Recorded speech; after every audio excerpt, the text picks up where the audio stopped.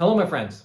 In this video, we're going to be talking about how to thank people in Japanese in business settings. This video is going to be for people who know basic Japanese but don't know if they sound professional enough. So let's dive right into it. All right, so like I said, the topic for today is how to thank people. Now, the title that I have here, I wrote, stop saying arigato, okay, arigato. Say this instead in business Japanese. So, arigato is a common word for thank you.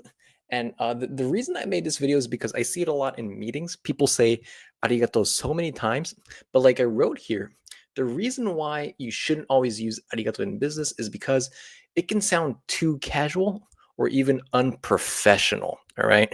So when it comes to meetings or business settings in general, if you're talking to your manager, um, in those type of situations, arigato, just saying arigato sounds a little too casual. So that's why I'm making this video. All right. And before I give you all the examples here, and I wanted to thank you all for coming to this channel. In my channel, we talk about anything related to business Japanese. If you are doing business with Japanese companies, or if you're working for Japanese people, this is the right place to be. So I hope you learned something out of this video. All right. So like I said, in business, it can sound too casual if you say arigato. So don't do that. You can say it in your private, like daily life. That's fine. To your girlfriend, boyfriend, wife, whatever. That's fine. But today I'm going to give you 5 alternatives for thank you. Okay, arigato. So basically, these are 5 ways to say arigato, like thank you, in a polite way in a business setting. Right. So the first one is, like all of you know, arigatou gozaimasu. Okay, this one everyone knows. Standard polite, right? Standard polite, use with clients or coworkers. All right, and from number 2 is actually the one that I want to dive in a bit deeper than usual. Makoto ni arigatou gozaimasu. Okay, makoto ni arigatou gozaimasu.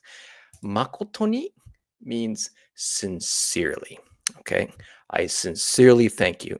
If somebody in Japan says makoto ni arigatou gozaimasu to you, the person he or she is thanking you very much. This doesn't happen so often. So if you hear this, it's either you're in a business setting or you did a really good thing to the person. So I repeat, if you hear someone say makoto ni arigatou gozaimasu, it means that you did something really good. Okay. I wrote here that it's used in emails or formal settings, not necessarily always. But yeah, I would say that it's more written communication. Makoto ni, right? Next one, number 3 is kansha shite orimasu. Now, arigato is thank you. However, kansha, the word kansha means to appreciate. So kansha, so to appreciate plus shite orimasu means, which is like do. This adds up to I do appreciate what you did. All right. So literally, thank you. Thank you. Right. Kansha shite orimasu. I wrote here that it's more professional compared to arigato, much more professional. Often used in written communication. That's true. Um, I'll give you another example of a situation where you would say this. Kansha shite orimasu. Maybe after you negotiated a deal, or maybe um, after something was done. So you wouldn't say kansha shite orimasu within the process of doing something. It always comes after something's done. So it may be like a business deal. It may be if you're working and you have a boss, it may be like at the end of the day or at the end of a conversation. You can even say to your boss, "itsumo kansha shite orimasu." When do we say this? So the situation is your boss, or like something when you finish something, right? Business deal or conversation. But when do we say it? We say it when, if it's your boss, I say it a lot when he or she actually listened to my pain point, like what I'm struggling with now, and when my boss actually gave me a solution, I always thank him after he actually listened to my struggles. And I always say, "Kansha shite orimasu. Itsumo kiite kurete arigatou gozaimasu." Thank you always for listening to my story, listening to what I say. I really appreciate what you're doing. That's what I do, all right? Okay, number 4.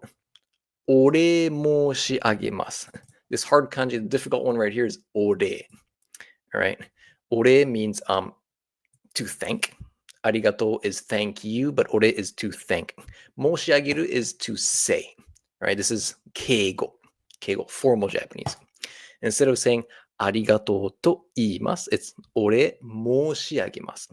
Moshiagemasu is making the other person above you, which is very common in formal Japanese, okay? Ore moshiagemasu. This is probably the top one, the best word to use when you're thanking person in an email, all right? This is not very, not used so often in verbal communication, but rather in emails, all right? Emails, letters, you know what I mean, all right? And then we've got いつもお世話になっております。いつもお世話になっております is used not only for thank you, but as a greeting as well. So in a sense, you can actually use it in the first part of your email or a phone call. So if someone picks up, もしもし、こんにちは, right? You can say, いつもお世話になっております and your name. For me, my last name is Naren Naron. いつもお世話になっております Naron です. You could even add your company. ABC Corporation no Naron desu. This is Naren from ABC Corporations. Yeah, and いつもお世話になっております is just a greeting in this context, right? However, if you want to thank someone, you can say this too. いつもお世話になっております. So whenever someone solved a problem for you, or whenever something was done by someone, you can always end the conversation by saying, 本当にありがとうございます。いつもお世話になっております。感謝してます。Right? お礼申し、いつもお世話になっております。You can say this. All right. So those were the main words, the 5 words that I wanted to introduce in this video. I also give you some quick tips. In business in general, you want to always use Keigo when talking to clients, bosses, or in emails, okay?